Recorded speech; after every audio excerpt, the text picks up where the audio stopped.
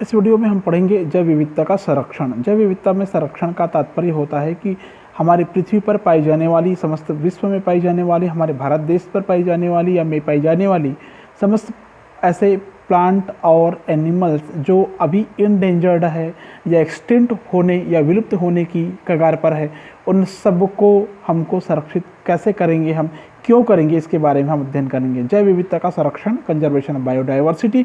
हम जानते हैं कि मानव की जनसंख्या जो है लगातार बढ़ते जा रही है, जिसके कारण अपनी सुविधाओं के लिए, अपने स्वार्थ सिद्धि के लिए, स्वार्थ पूर्ति के लिए लगातार जंगलों की कटाई हो रही है, प्राकृतिक आवासों में कमी हो रही है, जिसके कारण वहाँ पर रहने वाले पेड़ पौधे तो पहले ही नष्ट हो गए, बाद में उसमें रहने वाले एनिमल्स भी धीरे धीरे नष्ट हो रहे हैं। एक अनुमान के मुताबिक पृथ्वी पर सभी क्षेत्रों में वनों के क्षेत्रफल में लगातार कमी आती जा रही है। आज लगभग 55% भाग पर वन शेष बचे हैं। विश्व में प्रतिवर्ष लगभग 1 लाख वर्ग किलोमीटर क्षेत्रफल में उपस्थित वनों की कटाई हो रही है, देखो पूरे विश्व में, ठीक है। और भारत में कटाई की दर है 13,000 वर्ग किलोमीटर है। इस प्रकार हम जैव विविधता में वनों की कटाई और पर्यावरण प्रदूषण के कुप्रभाव के कारण लगातार कमी आ रही है, इसलिए इनका संरक्षण करना अति आवश्यक हो जाता है। अन्यथा एक दिन ऐसा आएगा जब पृथ्वी पर उपस्थित समस्त जीवधारी समाप्त हो जाएंगे, ठीक है। तो एक सवाल उठता है कि जैव विविधता के संरक्षण का क्या कारण है, क्यों हमें जैव विविधता का संरक्षण करना चाहिए, इसको हम देखेंगे, ठीक है। उसके बाद थोड़ा सा संरक्षण के उपाय पर भी चर्चा करेंगे। तो जैव विविधता का संरक्षण करने का बहुत महत्वपूर्ण कारण ये है कि वनों एवं प्राकृतिक संपदा और उसकी जैविक परिपूर्णता को हम संरक्षित कर सकते हैं। वायुमंडल में ओजोन की परत और अम्लीय वर्षा और पृथ्वी के बढ़ते हुए तापक्रम पर हम नियंत्रित कर सकते हैं। अपनी दैनिक आवश्यकताओं जैसे भोजन है, रेशे है, ईंधन है, अन्य आवश्यक सामग्रियों की पूर्ति कर सकते हैं।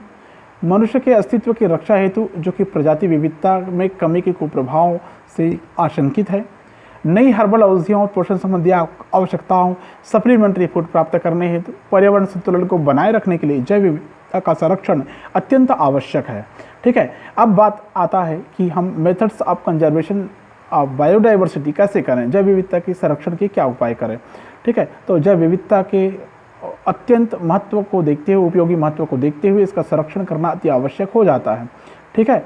तो इसके लिए कुछ प्रयास किए जाते हैं। पहला होता है आनुवांशिक विविधता का संरक्षण। इसके लिए क्या करते हैं, उस जाति का संरक्षण संभव होता है। आनुवांशिक विविधता के संरक्षण से उस जाति को हम संरक्षित कर सकते हैं, जाति विशेष को संरक्षित कर सकते हैं। दूसरा, जाति विविधता का संरक्षण, हम जाति को संरक्षित करके रख सकते हैं। तीसरा, पारिस्थितिक तंत्र की विविधता का संरक्षण। पारिस्थितिक तंत्र की विविधता का संरक्षण मतलब जो डाइवर्सिटी पूरे पारिस्थितिक तंत्र में है उसको संरक्षित कर सकते हैं, ठीक है। तो जैव विविधता का जो संरक्षण है वो 2 विधियों के द्वारा हम करते हैं, ठीक है। पहला इन सीटू संरक्षण, इन सीटू कंजर्वेशन, और दूसरा होता है एक्स सीटू कंजर्वेशन।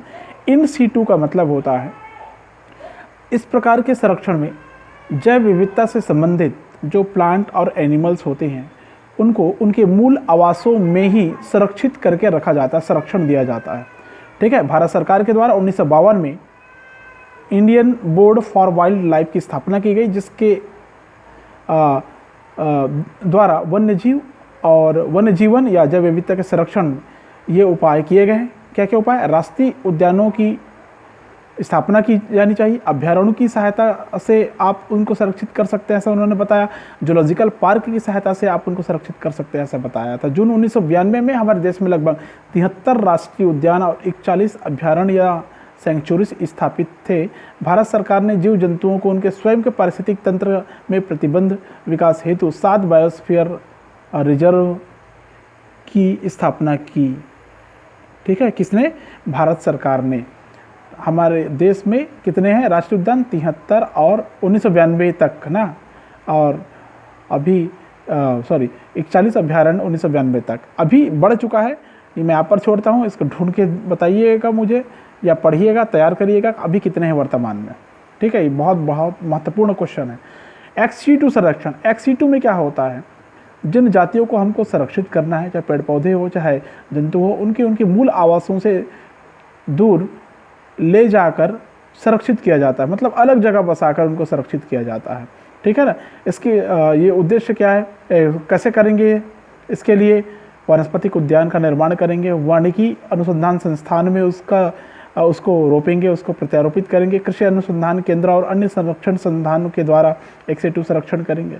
एक्सिटू संरक्षण में अगर पौधों के संरक्षण की बात करें तो 3 तकनीक का उपयोग किया जाता है, जैसे सीड बैंक, जीन बैंक और इन विट्रो स्टोरेज विधि। ये 3 विधि के द्वारा पादप संरक्षण किया जाता है। ठीक है। भारतवर्ष में वर्तमान स्थिति में लगभग 33 वनस्पतिक उद्यान, 33 विश्वविद्यालयीन जैविक उद्यान, 107 जूस और 49 मृग उद्यान, डियर पार्क, 24 प्राकृतिक प्रजनन केंद्र इन क्षेत्रों में कार्यरत हैं। ठीक है। तो ये रहा पूरा जैव विविधता का संरक्षण।